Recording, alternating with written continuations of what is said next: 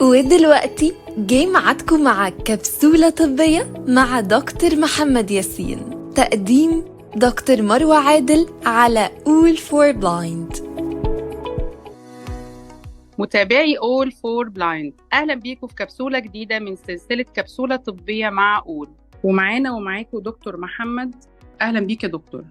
أهلا بيك يا مرحبا دكتور، كان في أسئلة جاية من المتابعين كنا حابين نسألها لحضرتك. في حد بيسأل عن علاقة الحزن بالسكر، يعني ليه لما في حد يزعل أو مثلا يجيله صدمة أو أيا كان يجيله سكر، إيه العلاقة؟ الحزن دي معناه ان في عندك 5 هرمونات بيعلوا السكر اصلا. في هرمون الكورتيزون ده بعلى السكر. عندك هرمون حاجه اسمها الجروث هرمون او هرمون النمو، ده بعلى السكر. عندك الثيرويد هرمون، الهرمون الغدة الدرقية بعلى السكر.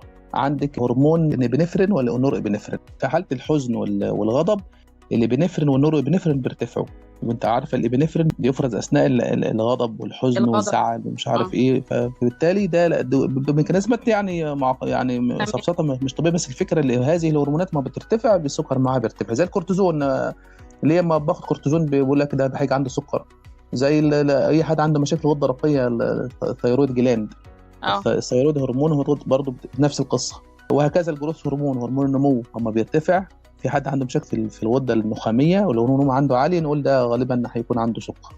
فهو له علاقه بالهرمون اسمه الادرينالين والنور ادرينالين. يعني ارتفاع السكر في الحزن بيبقى ارتفاع عرضي ولا خلاص كده بيبقى مريض؟ هو بيبقى عرضي مؤقتا، بس لو استمر خلاص يبقى هيدخل في الدايابيتس. لو ان وجد معه الريسك فاكتور، عوامل الخطوره اللي احنا قلنا عليها بقى، السمنه وما بيتحركش واكله مش منطقه وكده وفي دهون بقى وفي تكيسات مبايض، يعني معاك عوامل الخطوره. وفي كمان ادرينالين، يعني كأن الحزن بقى محفز. غير كده برضه في ميكانيزم تاني، الادرينالين والنور ادرينالين بيعلوا الضغط، والضغط له علاقه بالسكر. اذا وجد الضغط غالبا بيجي سكر، ولو وجد السكر بيجي ضغط. تمام. لان فيها حاجه اسمها تيومر نيكروترانسك فاكتور، عامل كده هرمون كده بيفرز من الجي اي تي. لو في اي مشكله ما بين الضغط والسكر ده جه بيجيب ده. فده برضه ميكانيزم الايه السكر. ولو الحزن والتوتر بيجيب اي حاجه مش السكر بس، يعني بيجيب الضغط، بيجيب مشاكل في النفسيه والعصبيه كده يعني. تمام. طيب كان معنا سؤال تاني، حد تاني بيسأل عن ايه اخر تطورات استخدام الخلايا الجذعيه في علاج السكر وزراعه البنكرياس. والله الخلايا الجذعيه ديت يعني دخلوها في كل حاجه، قال لك في الكانسر والسكر وفي كل حاجه. دي كل لسه دراسه لم تثبت بعد. هم دلوقتي بيشتغلوا في الخلايا الجذعيه في قضاء على السرطانات. يعني السكر يا اخي في علاج لسه، اما لسه في البنكرياس والبيتا سيل والكلام ده كله في ستاديز ودراسات، لكن لسه لم تثبت بعد يعني. طب وزراعه البنكرياس؟ والله بيحدث زراعه البنكرياس، لكن ما بيحصلش في مصر لسه. انت عندك هنا لسه ما بتزرعي ربع في الكبد لسه، يعني الناس كلها بتزرع كبد بره عادي، يعني لسه هنا ربع في الكبد يعني. بس في دراسه وفي ناس عملتها يعني. تمام. دكتور، هل سكر الدايت ممكن يسبب مقاومه انسولين؟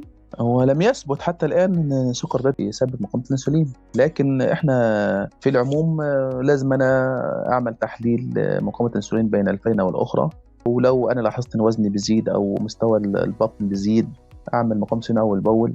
مش بالضروري حاجة معينة تعمل مقاومة أنسولين، بس أنا في علامات بتقول إن دي ممكن تكون مقاومة ولا لأ. إن أنا ما بعملش رياضة، إن أنا يعني حاجات تظهر على الجسم. يعني نقدر نقول إن استخدام سكر الدايت آمن؟